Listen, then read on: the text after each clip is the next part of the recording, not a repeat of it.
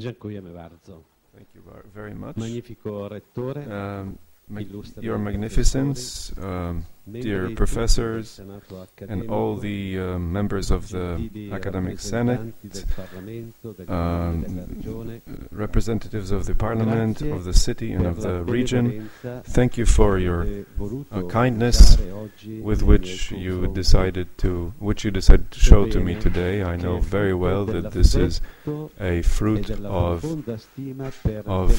great respect for Benedict XVI. I now take this opportunity to thank you for your brotherly, very kind reception that you've shown me you've been showing me over the past years of cooperation, which started already several years ago.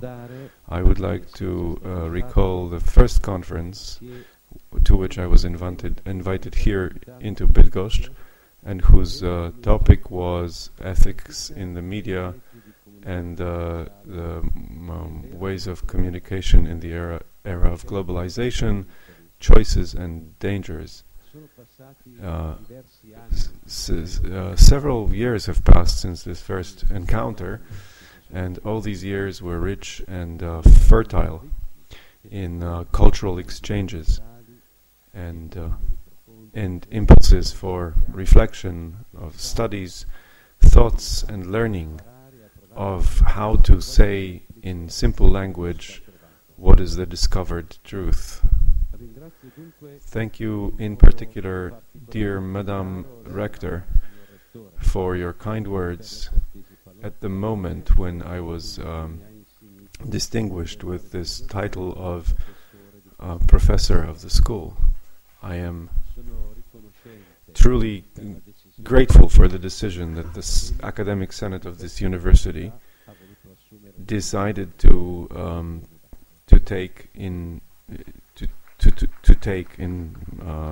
relation to me. I thank you very much. Dear colleagues, you know very well that this university had in its walls in 2011 representatives of 32 universities who, at the invitation of the Joseph Ratzinger Vatican Foundation, wondered how it is possible in the time of great transformation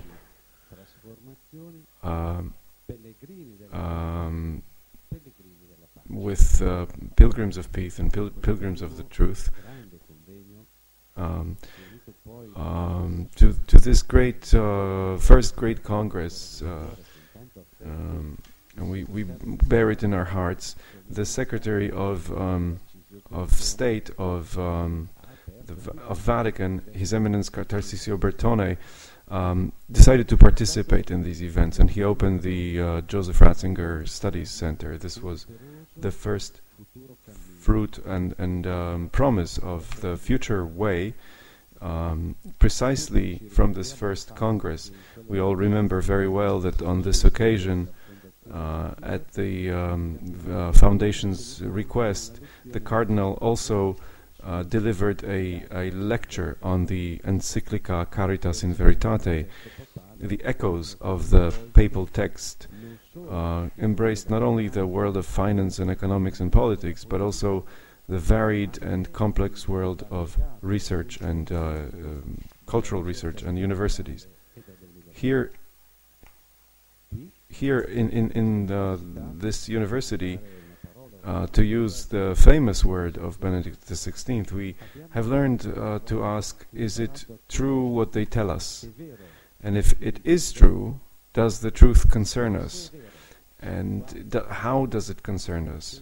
Here in this place of study and research, we all realize that and sometimes realize with a certain degree of anxiety that the words which we utter every word undergo some form of semantic mutation. We feel that we feel this even more right now when Europe reached its geographic unification by overthrowing borders. we notice that the new European culture creates new words, and new words give birth to new laws.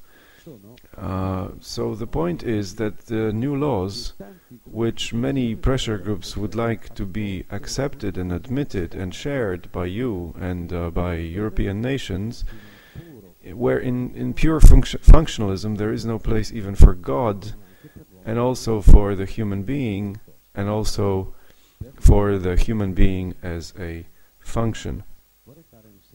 I'll give you a simple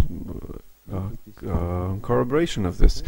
Probably not everyone realizes that on September 13th last year, the European Parliament, with 611 votes for, opened the road to a community directive, which, with the best intentions of protecting the citizens against discrimination on the grounds of race, religion, politics, or sexuality, uses the ambiguous term gender.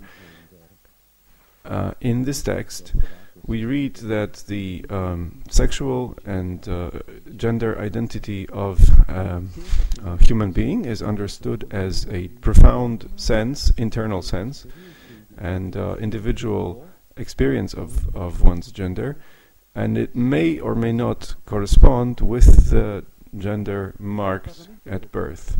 The European Parliament, for the European Parliament, this declaration says that the human being in its identity is no longer defined by sexual differences, which, far from discrimination, express the true equality of man and a woman as the image of God. All this becomes supplanted by some form of generalized reference to a sense of sexuality or gender, which, as it is said, may or may not correspond with the sex marked at birth.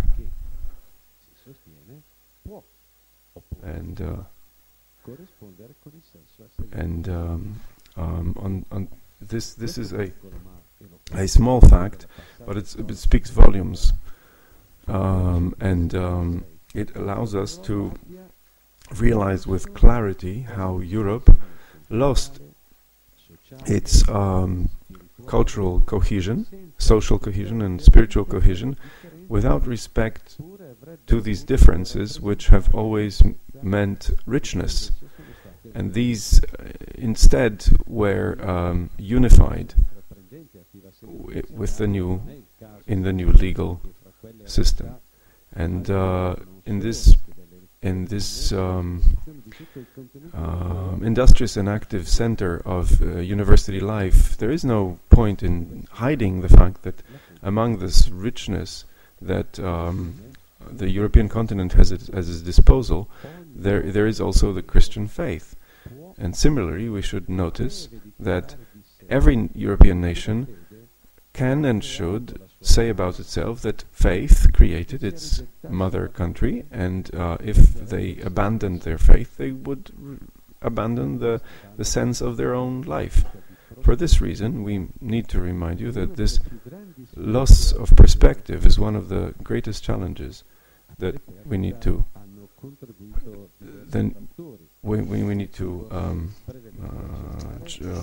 meet.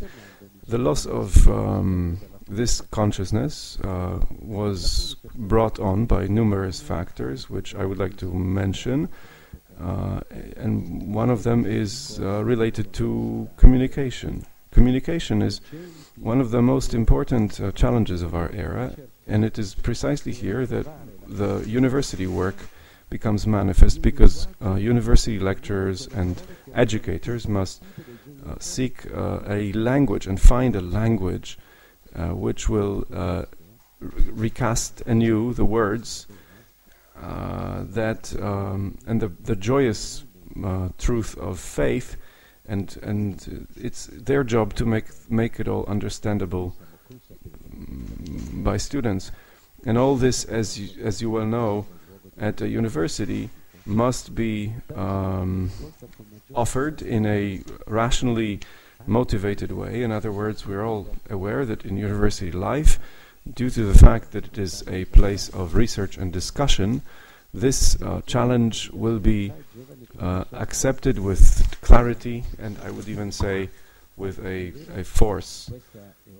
And Christian Europe, from the Christian in name, for over 400 years, has become a place of birth of new paganism. We who are in Bydgoszcz, we remember that last year Professor Bruckheimer, in his documented speech, reminded us that in the article on neo-paganism that Joseph Ratzinger composed to the second edition of the Lexicon of Church Theology, with great simplicity and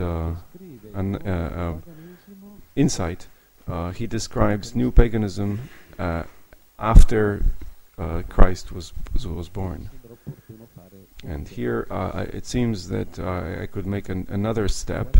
What is the pulsating heart of neo-paganism? What is the pulsating heart in this new reality that covers Europe of nations and peoples, and out of sight deprives it of the future and joy? What is this great poison that was given to the continent, and which tries to deprive or take away hope from the human heart?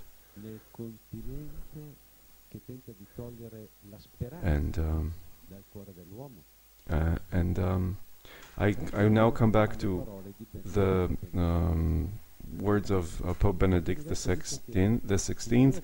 Neo-paganism is nothing else, as we're reminded by the Pope, as putting oneself in the place of God, removing God from one's existence, creating God as if unnecessary. And this is precisely the enormous challenge that our culture must face, so that it's not lost or annihilated. And however, we do realize that contemporary culture, in its most radical aspects, wants to impose on cultures the transcendence of choice, of individual choice, outside of the divine plan. And this real service that a university must offer to men and women of this era is to regain the faith in humans in their totality, as people who are open to infinity. And this is indeed an important task. And in this task, Christians see very well that they must be capable of showing anew, in the light of transcendence, showing anew the light of Christian transcendence and Christian revelation. How can it be done? How can this responsibility that seems so difficult be taken care of? What means do we have at our disposal? What seems very, very difficult, but and possibly almost impossible, to bring back the place of transcendence. And one has the impression that we must fight against everyone, and that there is no possibility to be heard, and even smaller possibility to win. Mass media, with the culture of social networks, and with the changes in form and styles of communication, among these realities are among these the reality that especially today casts a challenge, or poses a challenge to those who want to speak about the truth and values, and at the same time send away to something outside of transcendence. I would like to stop with you here on the words of Benedict the 16th, when the emotions of that moment passed, and the shock which was caused by the painful news, we may now look at the situation through the eyes of the Pope, when on February the 11th, Benedict XVI, in full freedom, communicated publicly that he relinquishes the service of the Bishop of Rome. This news reverberated around the entire world. The Pope, who was considered by the media as a strong Pope, relinquished his power. Why? Because after multiple soul searching in front of God, says the Pope, I reached the certainty that my strength, due to advanced age, are no longer sufficient in order to seat on St. Peter's chair. The Pope put God in the center of his life, and with courage and with humility, he relinquished what the media, but not only the media, call power. And this is a decision that not only astonishes people, but also provokes and unsettles everyone. Also the mass media, less friendly to the Pope and the Church. This decision, which in the eyes of everybody, of course, also the mass media opens the space for transcendence, and we should not forget, precisely at this moment when the Vatican and the Church did not enjoy a good reputation in the world media, here we may recall a long series of negative press campaigns, which shook the public opinion and distorted the image of the Church in the eyes of many, and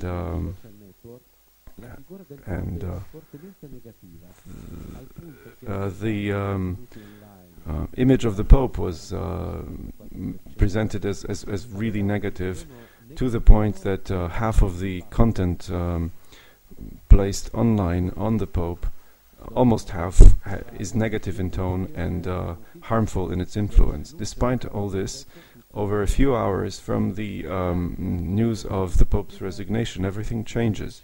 The image of the Pope in the public opinion, not only of the Pope, but his entire pontificate, changes. Press agencies, television news, radio stations, and various internet portals very quickly repeated this exceptional news. Mass media created one of the most important media events of our times and maintained it through serious involvement, both emotional and intellectual. Perhaps we should also recall certain information that will make it clear how the media were involved. During the London Olympiad, which was an event very important from the media point of view for the involved nations, 3,500 journalists and media people were accredited. In 2005, when Pope John Paul II died, and during his funeral, this was another great media event. At the Vatican, 4,200 journalists were accredited. Now, after the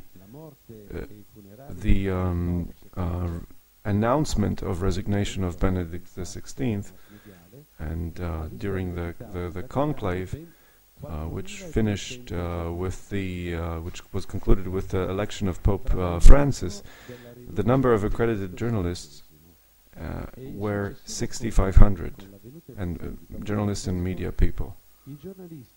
And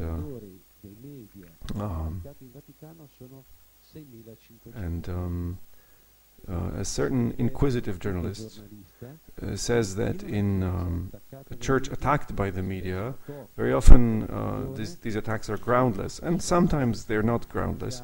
There are sexual scandals, financial scandals, divisions, and finally in this world, God scored a goal. For 2 months between February and March, it seemed, this complex world, especially the world of the new media, which often seems indifferent, if not downright hostile to faith, this world left a place for God, for the living God, for God who works, acts, listens, and speaks. And it seems that for a moment there in our history we touch on what Benedict XVI wrote to the employees of the mass media. Trust in the power of God's action should always transcend any security related to the use of the human resources. In this way, when the media leave a place for the words of faith, another miracle happens. It would seem that this is an insignificant thing, possibly a piece of news only for those in the know, but it needs to be underscored, it needs to be marked precisely. Journalists from all over the world are starting to speak with, to talk with greater and greater attention, and they're starting to appreciate the complexity of what may be called the Vatican in a general way. Journalists are starting to discover that the Vatican is this tiny little country that was born in 1929, and thanks to the cooperation of people of goodwill, it solved the so-called Roman issue. They are starting to understand that the Vatican is nothing else but a functional state. Inside the Vatican, they find out that this is the Holy See, the capital, the Holy Capital, which is the first organ of power in the Catholic Church, spread all over the world. And many of them, for the first time, discover that the Holy Capital is the subject of international law, and not some non-government organizational, and it cannot be compared to any other non-government organization. In the end, for certain of this, among these ranks, this is an exceptional news, and they realize that the local church, which lives in Italy or Poland or the USA or in Germany, is not the Vatican, but the totality of people who in a given country love Jesus and try to follow in his footsteps. The astonishing resignation of abdication of Pope Benedict XVI, among other issues, has helped the media also in explaining or finding out and opening the door to the secret of the living God, the God present among us, and being able to tell a story about this also in reality. I stopped a little bit on the event of the resignation of Benedict XVI and the effect that it had in the media, and I marked the Pope's decision in how it unexpectedly opened a door to the words of faith in culture and in networks of people who were had been indifferent to this form of message. And now I would like to briefly mention two other aspects. I say this because many people have asked me over the past months, and they keep asking me whether, in relation to the decision taken by Benedict XVI and the center of the Ratzinger studies will have a future or not, will it be continued, and how. And in this school, last year, Cardinal Bertone reminded us, quoting Cardinal Marx, that the present economic and financial crisis shows easily how easy it is to finish in a boggy ground where morality and ethics are passed over, and where one does not think that one can relinquish politics, the regulatory politics of the state, which maintains oscillation of the market in the service of the common good. So the resignation of the Pope showed us that mass media and the world of communication in general are only the first and most influential, you could say, marketplace or agora for our times, a place of discussion, which confirms that the mass media have reached the level of importance that for many they are the basic influence instrument of informants and education. And this is the first aspect that I would like to submit to your attention. And the Ratzinger Center should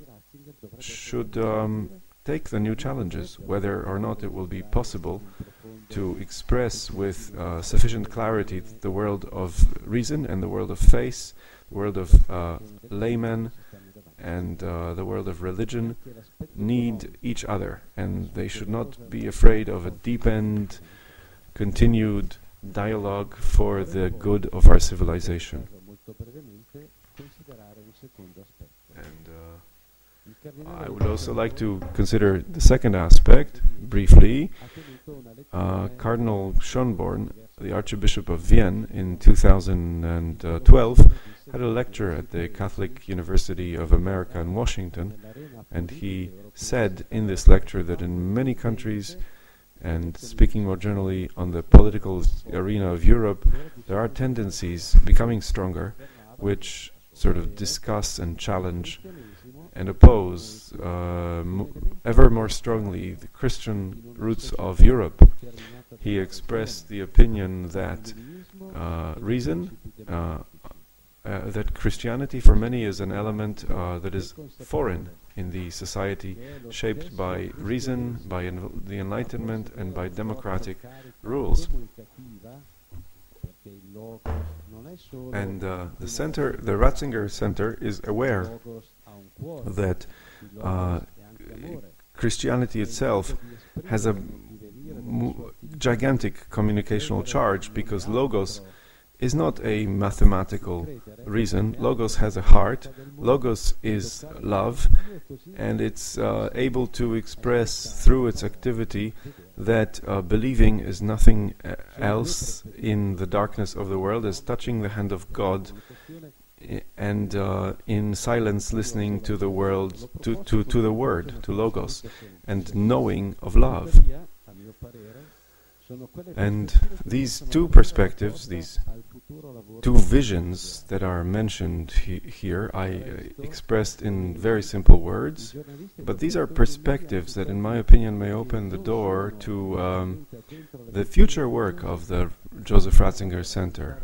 Over the past few months, the journalists, the media people, and also those who do not specialize in religious issues have been trying to tell a story of the Church that is a living body, a communion of brothers and sisters in the body of Christ, which unites everyone.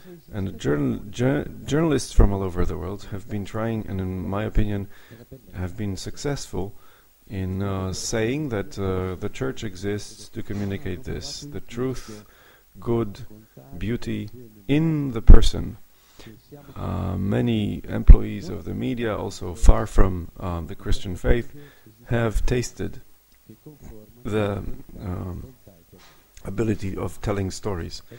In these 2 memorable months, we all remember that we are called upon not to communicate ourselves, but also the existential triad, which is created by good, truth, and beauty.